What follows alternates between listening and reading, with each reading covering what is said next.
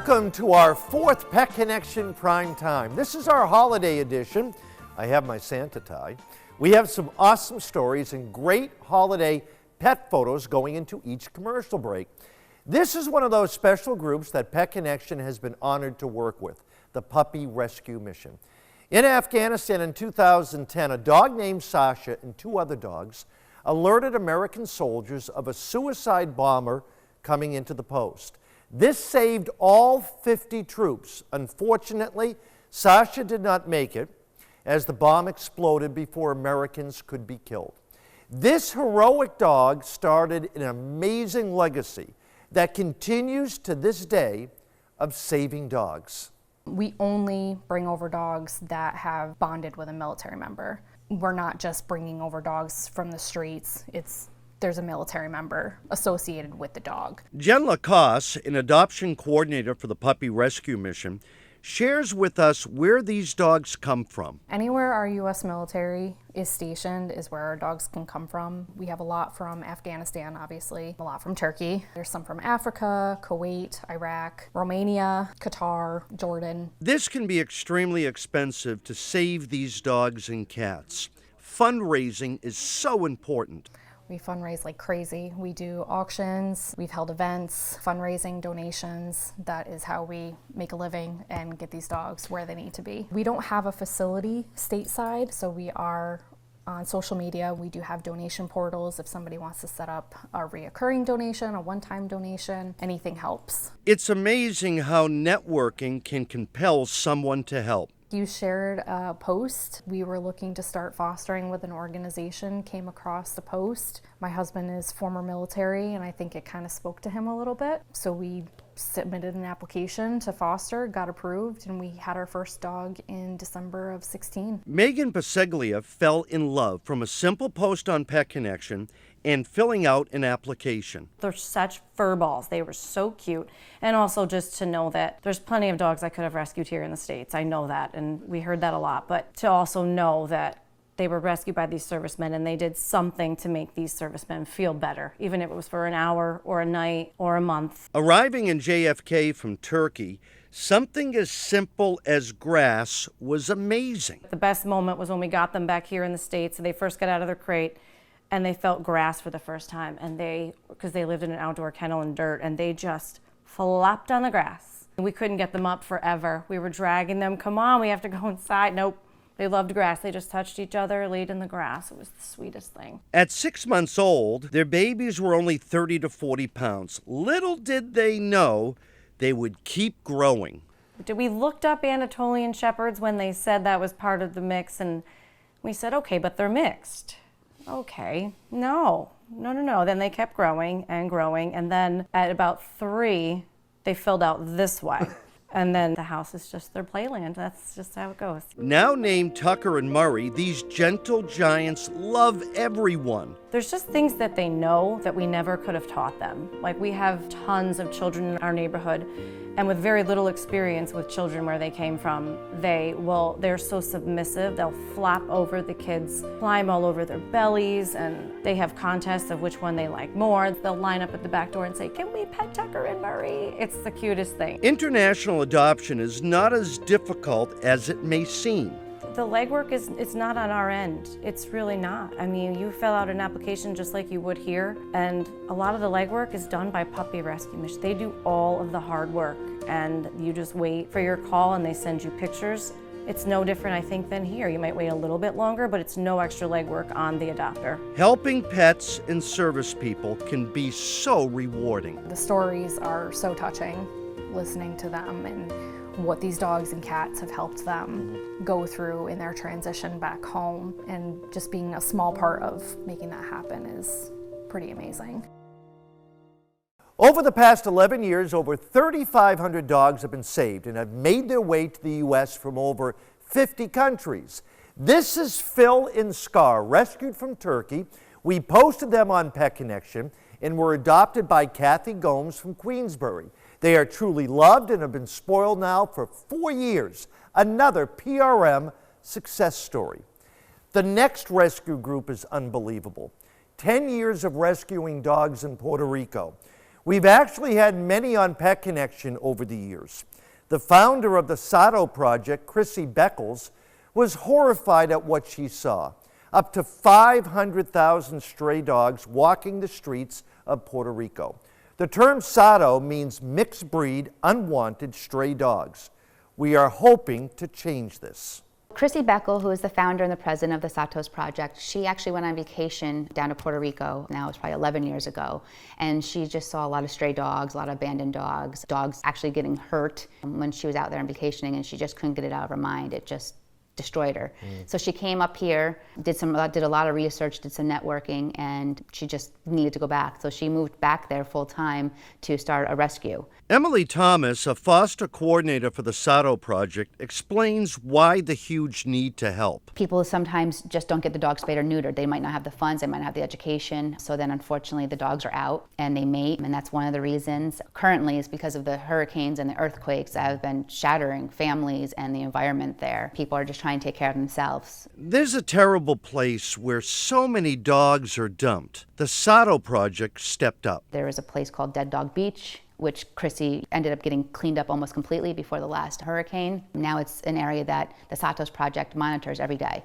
So that's where a lot of our rescue dogs do come from, is Dead Dog Beach, where people unfortunately would just dump their dogs off when they didn't want them anymore. Shelters in Puerto Rico just can't handle all the strays. They're supposed to be mandated to have them in every county, but unfortunately they don't. They're overrun, like a lot of our shelters here. But unfortunately, they euthanize about 94 to 96% of the dogs that they have. And we have taken dogs from shelters there to rescue and bring up to the mainland. The dogs that are rescued are totally vetted. Then they make their trip to New York and New Jersey, where they meet their foster homes and their new families. It's an exciting time. So many dogs finding their way across the Northeast from Puerto Rico. Even if you can't adopt, how can you help the Sato project? A monetary donation is fantastic and go to a plethora of ways to help. But even on Amazon, we have an Amazon wish list. We also ask for leashes and collars and safety clips, because we do supply all our adopters and our fosters with the leash and the collar. So there are a bunch of different ways. You can sponsor dogs as well. Lisa Cannon from Malta was able to find her baby from the Sato project. I saw a dog on your webpage, on the Pet Connection webpage, and I applied to adopt that particular dog. And after talking to the rescue group, we realized we weren't a good fit, but that was okay. I mean, that's another nice thing I like about all of the rescue groups, is they really try to match families up with the right dog so that you do get a good fit. Less than a week later, they gave us a call and said, "Oh, we have this other dog that's available. Would you be interested?" And they showed us her picture and we fell in love, and that was it. So she was here less than a week later. Seeing the videos of Beatrix in Puerto Rico showed how happy she was. She just was running around with her tail wagging, and just even in the shelter, she looked like she was a happy little dog. So that was really why we kind of fell in love with her. And then when we got her, she just kind of pranced around and was just so dainty. We're like, she's not a Beatrix, she's like a little flower. So that's how we came up with Daisy. In just 6 months, she has come so far. Oh, she's definitely more outgoing than she was when she first got here. She's a little timid when she first meets people. I will say this, within 24 hours, she was wrestling on the floor with my other two rescue dogs. It really was love at first sight. She was just so adorable. I mean, she's just been a love. These dogs are so loving, they're so sweet. You're not going to regret adopting. Emily truly loves what she does, saving dogs. You just fall in love with them. But when you meet their parents and you see how happy their parents are, or the kids, and the little dog's tails wagging, it's just wonderful. It's just wonderful to see that. Puerto Rico has been devastated by hurricanes and earthquakes. This means more strays and unwanted pets. The Sato project continues its mission. In 10 years, over 6,000 dogs and cats have made their way to the U.S. Up next, the Columbia Greene Humane Society, a truly amazing success story.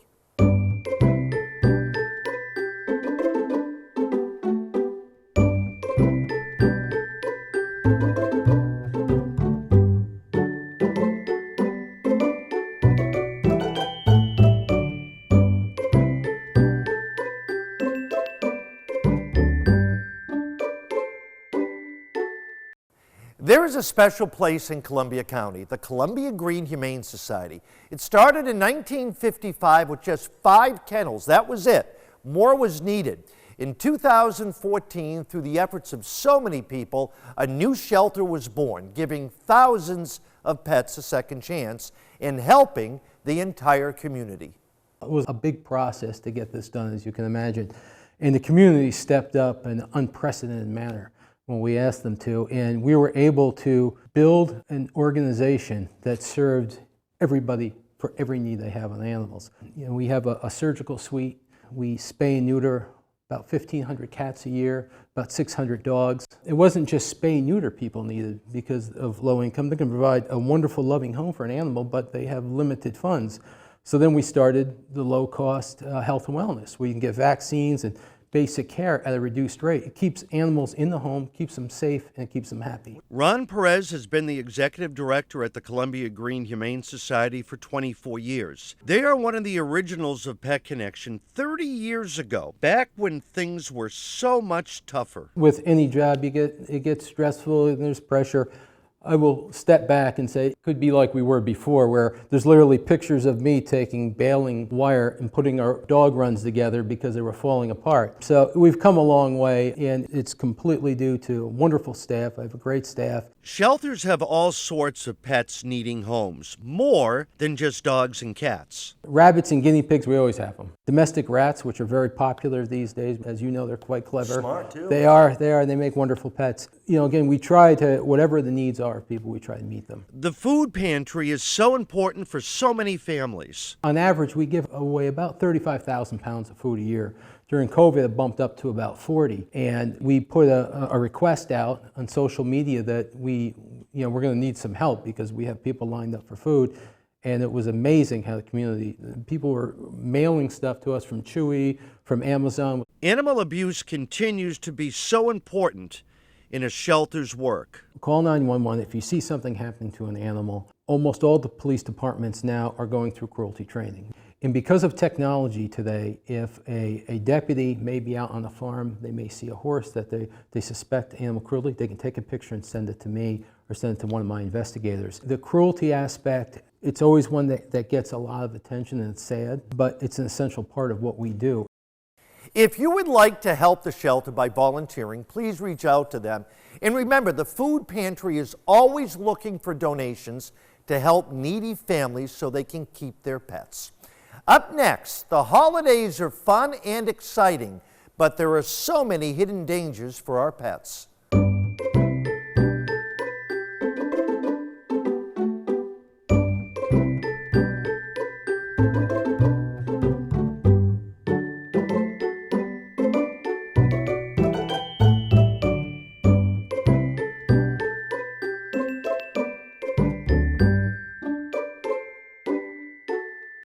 We all get excited about the holiday season, but always remember there are so many dangers for our pets.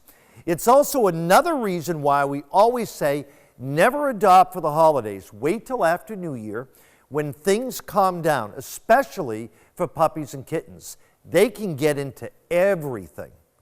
Make sure your dogs or cats do not chew on limbs or droppings from a tree. Ingested pine needles could get lodged in the intestinal tract. Don't let your pets drink the water from the base of the tree. This water can actually have chemicals, and also bacteria can form with older water. Watch out for any ornaments and lights that pets can reach. Leave the bottom of the tree empty if need be. And remember, electrical wires getting chewed on can cause a lethal dose of electricity to a pet. And tinsel can be dangerous if ingested. This actually could cause intestinal blockage. Obviously, do not leave any unattended candles. Pets can knock them over and start a fire. Now, some of those starter logs that many of us use, be extra careful, as they do contain chemicals. Plants can be very poisonous and even deadly if eaten. Here are some to keep out of your house if you have pets: ivies, hollies, mistletoe, and poinsettias. And if you have to have them, get the fake ones. They're so much safer. And watch out for any small toys. Some dogs or cats may swallow them, and then you may have big problems. As for foods, we all want to spoil our pets, but be extra careful. No leftovers or table scraps. This could very well upset their stomachs. We're all guilty of this. Maybe just a tiny bit, but that's it. Avoid meat bones, especially turkey. They may splinter and cause blockage, and this can be fatal. Candy, stay away from chocolate and any candy containing xylitol. Any citrus or pits from fruit can cause irritation. Coffee grounds and beans, raw eggs, grapes and raisins can cause kidney disease. And watch out for nuts, onions, and salt. And especially keep a close eye on the trash. Pets have a way of sniffing it out, reaching in, and grabbing stuff. Be sure it's stored safely. Also, please be careful with everyone coming and going in your house. Be sure your pets don't run out the door. Up next, Rob Lindenmuth baking up a special recipe for our dogs.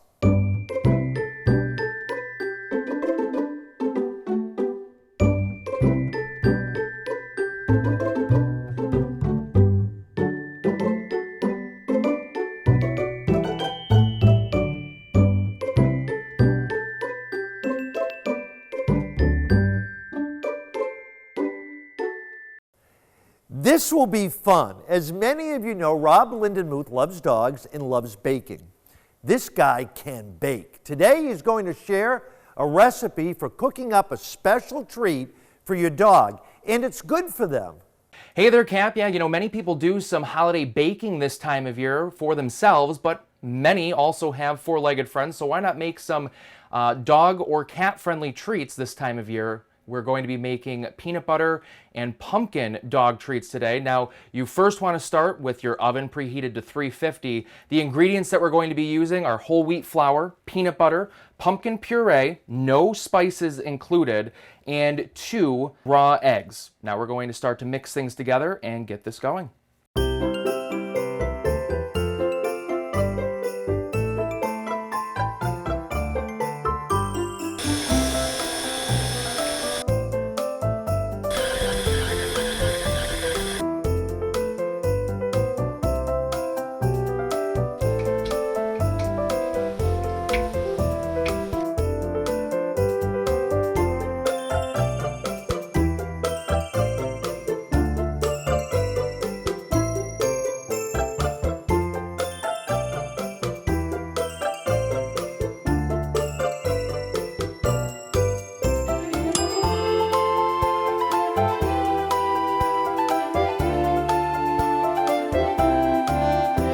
And once the cookies are cooled, you can of course put them in an airtight container to make them and make sure that they're fresh for your four-legged friend. And of course, if you're making these goodies for a friend, like my friend Steve Caparizzo, we all know he's got a few dogs, you can put them in a nice little Christmas goodie bag and pass them off. Rob, thank you very much. I can't wait to share these with my dog when I get home. When we come back, we'll wrap up the show, and we might just have a special visitor stopping in.